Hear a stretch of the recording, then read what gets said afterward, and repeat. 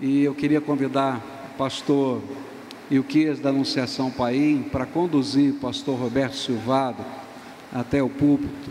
Ele que vai ser o nosso mensageiro de todas as manhãs e vai estar ministrando sobre a nossa vida, sobre a santidade nessa era digital. Então, por favor, apresente, ore por ele e entregue a palavra ao nosso preletor. Amado presidente, queridos convencionais, uma alegria muito grande apresentar o pastor Luiz Roberto Silvado, atual presidente da Convenção Batista Paranaense, pastor da Igreja Batista do Bacaxeri. Pastor Luiz Roberto Silvado, formado pelo Seminário do Sul, no Rio de Janeiro, tem mestrado e doutorado nos Estados Unidos, é um líder influente e importante no Brasil, no Paraná, casado com a irmã Eide.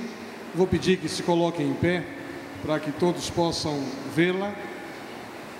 Muito obrigado. Tem 2 filhos e 2 netos, de maneira que nós nos sentimos muito honrados em apresentá-lo nesta manhã, que nós vamos orar pedindo que Deus o use com graça, com sabedoria, e que ele seja o instrumento de Deus para falar-nos nestas manhãs, nesses estudos. Vamos orar. Recebe, Pai de amor, a nossa gratidão, o nosso louvor, a nossa adoração. Obrigado, ó Deus, por esse tempo quando vamos agora estudar a Tua Palavra. Sabemos, ó Deus, do desafio do nosso tempo e queremos pedir em nome de Jesus, que pela Tua graça e pelo Teu amor, o Senhor use o pastor Luiz Roberto Silvado nesta manhã e nestes dias em que ele estará trazendo a palavra do Senhor ao nosso coração. Usa-o, ó Deus, com graça, com misericórdia, é o que nós suplicamos no precioso nome de Jesus. Amém.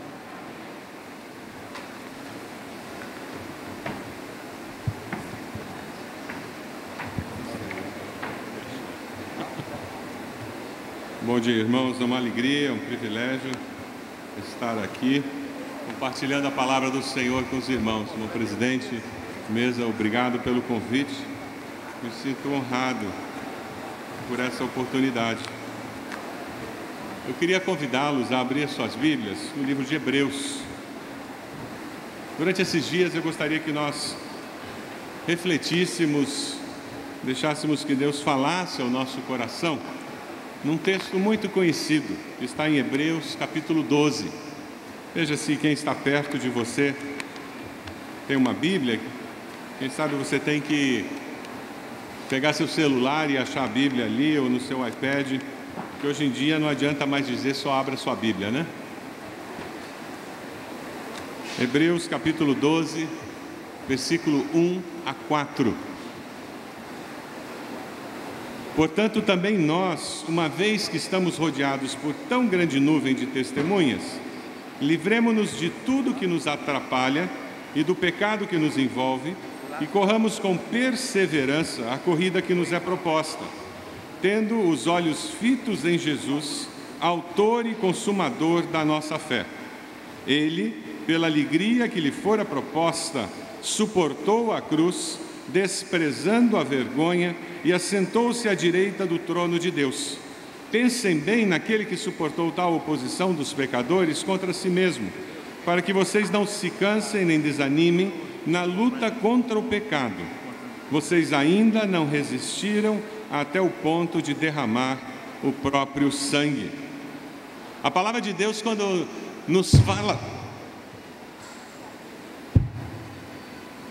O médico me disse que eu estava pesado, mas nem tanto. Eu creio que o púlpito vai ter que sair daqui, pastor.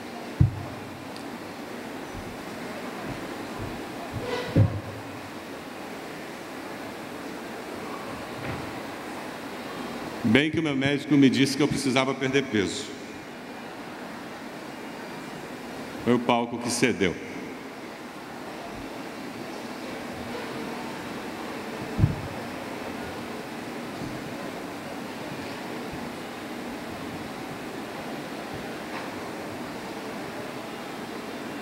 Isso.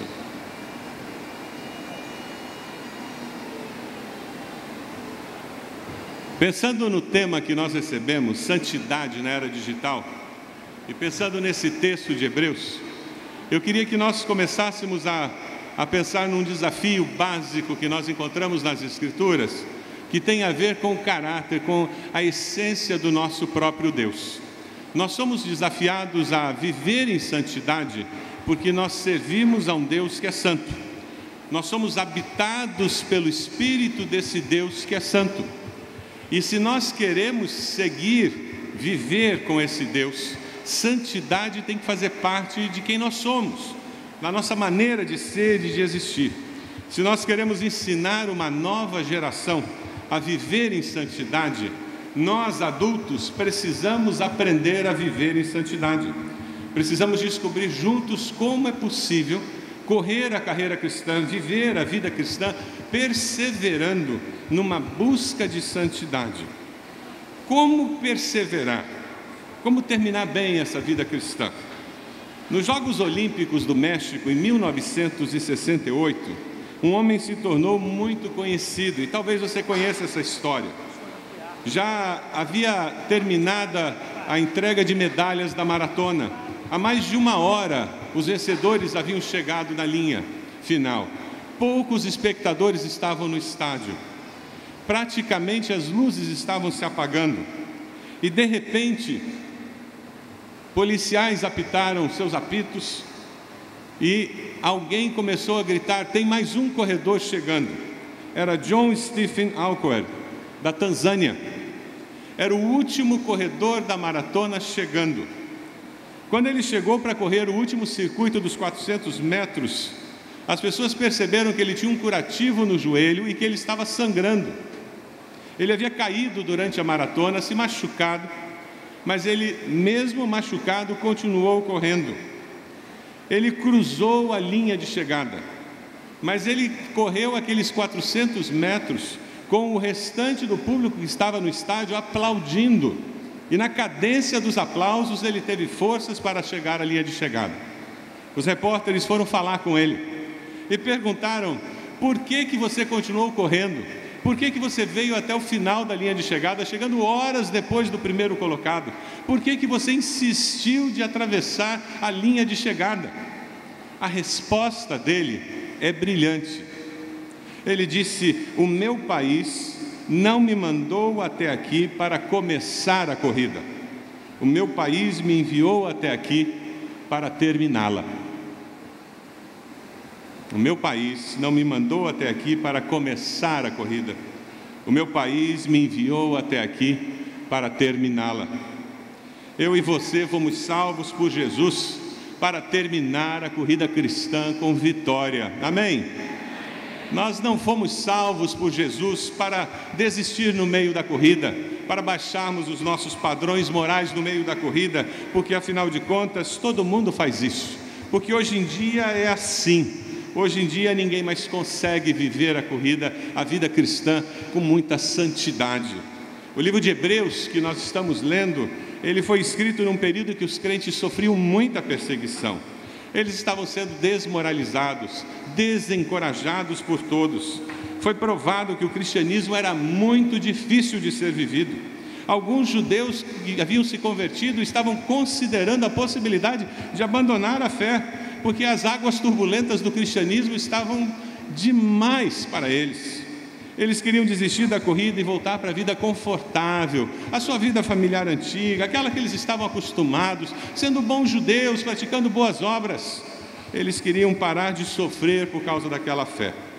O escritor de Hebreus escreve para aqueles cristãos, e hoje o Senhor usa esse texto para falar aos nossos corações, e ele diz: vocês precisam olhar para o exemplo daqueles que lutaram e venceram antes de nós. Vocês precisam se livrar de tudo que atrapalha, pesos e pecados na sua vida. Vocês precisam fixar os seus olhos no autor e consumador da sua fé. Eu creio que nesse texto de Hebreus, Deus pode trabalhar muito nas nossas vidas, particularmente quando nós pensamos em santidade, em vida santa com Deus, numa vida que cresce, persevera, crescendo, em crescimento constante na vida cristã. E esse é o nosso grande desafio nos nossos dias de hoje. Nós vivemos num país onde muitas pessoas têm se convertido. Nossas igrejas têm recebido uma grande quantidade de pessoas. Mas, infelizmente, nós vivemos um momento em nosso país em que temos muitos convertidos em nossas igrejas que ainda têm uma cosmovisão pagã, que não foram discipulados, a sua percepção da vida ainda não é cristã. É por isso que tantas concepções esquisitas com uma linguagem evangélica estão no meio dos evangélicos e, infelizmente, nas nossas igrejas batistas. Superstições evangélicas têm sido aceitas como coisas naturais, porque nos falta crescimento cristão, nos falta santificação, em que a pessoa de Deus, que é santa, controla a nossa mente, o nosso ser, as nossas emoções. A vida santa, em que nós nos tornamos parecidos com aquele Deus que nos salvou, é uma vida que vem de um coração ensinável. A vida santa, a vitória na vida cristã, é consequência de termos um coração ensinável. Esse coração ensinável que faz irmãos e irmãs de terceira idade, quarta idade, se matricularem numa classe para aprender a mexer com e-mail, para mandar e-mails para netos e bisnetos. Isso é coração ensinável, que faz aquele jovem sentar junto da vovó para ouvir histórias do tempo dela. Isso é coração ensinável. A vitória na vida cristã depende de você e eu termos a disposição para aprender. Se você quer influenciar as novas gerações, primeiro você tem que estar disposto a ser influenciado por elas. Se você quer ajudar a nova geração que toca as bandas na sua igreja, sente e converse com elas por que aquele tipo de louvor é tão importante para eles. Por que eles gostam de adorar a Deus daquele jeito? Não rejeite simplesmente o jeito deles. Se você quer ajudar aquele grupo de teatro a ser o melhor grupo de teatro, não rejeite simplesmente o jeito deles, sente com eles. Se você quer ajudar os seus filhos a usar a internet, não proíba simplesmente usar a internet ou Facebook. Faça um Facebook você mesmo e comece a usar o Facebook e use com eles. Quando nós temos um coração ensinável, estamos dispostos a aprender com as gerações diferentes, nós passamos a ter a possibilidade de ensinar também. É por isso que Hebreus nos fala sobre, portanto, também nós, uma vez que estamos rodeados de tão grande nuvem de testemunhas. O que ele quer dizer? Vocês, hebreus, vocês que têm um testemunho tão grande, uma história tão grande, tantas pessoas do passado que viveram com Deus, lutaram, perseveraram na fé e foram vitoriosos, por que vocês não aprendem com a experiência deles? A palavra nuvem que aparece aí, ela significa uma grande multidão de pessoas que têm unidade no seu testemunho, unidade de fé, unidade de fonte de esperança, de razão de vida. Pessoas que com suas vidas nos ensinam a viver uma vida de fé e de santidade. Só aprende quem tem um coração ensinável. Você tem um coração ensinável? Qual foi a última vez que você aprendeu alguma coisa nova? Quando você senta para ouvir um sermão, você sai dali com alguma coisa nova para a sua vida? Ou você já senta dizendo, não tenho nada para ouvir, não tenho nada para aprender? Quando alguém fala alguma coisa que foge dos seus padrões, dos seus conceitos, você para considerar o arrazoado daquela pessoa, ou você simplesmente se fecha? Você só conversa com pessoas que pensam igual a você, ou você se abre a possibilidade para conversar com pessoas que pensam diferente? Cada geração é desafiada a aprender com as demais gerações. Se nós, como convenção, queremos subsistir aos tempos, nós precisamos aprender com as outras gerações. Nós precisamos trazer gerações para as nossas assembleias, para as nossas reuniões e aprender com eles, dar espaço para que eles se expressem do jeito que eles querem se expressar. E nós vamos descobrir o jeito deles. Nós temos um ministério de casais muito forte em nossa igreja, graças a Deus. E hoje nós temos o que a gente chama do Micão, que é o Ministério de Integração de Casais, já dos casais mais velhos. E tem o MIC Jovem, que são casais recém-casados, até 10 anos de casados. Ano passado, nós fizemos inscrição para o encontro de casais dos 2 grupos. O casal mais velho, a inscrição era feita na porta da igreja, no refeitório da igreja, a inscrição era feita nas reuniões e tinha que avisar depois do culto. Conhece esse jeito de fazer inscrição? Porque é o jeito que essa geração se inscreve. O MIC Jovem, eles não colocaram aviso no boletim da igreja, eles não fizeram inscrição na saída do culto. Sabe aonde eles fizeram as inscrições? No Facebook. Esgotou, não tinha mais vaga. 3 meses antes do encontro não tinha mais vaga. Eles não deram uma palavra. Aí uns líderes da igreja vieram: pastor, não vai ter encontro do MIC Jovem? Eu não estou vendo nenhum aviso. Eu disse: irmão, já está esgotado. Uma geração diferente que faz as coisas de um jeito diferente. Se nós queremos de fato viver a vida cristã na sua plenitude nessa era digital, nós temos que aproveitar esse potencial de forma positiva. E aí nós vamos cultivar santidade. E sabe, quando vem esse tema e eu comecei a preparar esse assunto, claro que eu comecei a pensar em pornografia, comecei a pensar em todas essas coisas erradas na utilização do digital. E a gente vai conversar um pouco sobre isso amanhã, depois. Mas sabe, eu queria que nós conversássemos sobre a utilização positiva do mundo virtual. E quando nós estivéssemos usando o mundo virtual de uma forma sadia, positiva, promovendo o crescimento cristão, nós não vamos ter tempo para usar da maneira errada. Quando nas nossas igrejas nós tivermos um coração ensinável, para que as várias gerações se abençoem e aprendam umas com as outras, nós seremos fortalecidos como corpo de Cristo. Eu gosto muito do Calvin, não sei se você também gosta do Calvin. Tem um slide do Calvin. Dá para voltar para o PowerPoint, por favor? Isso.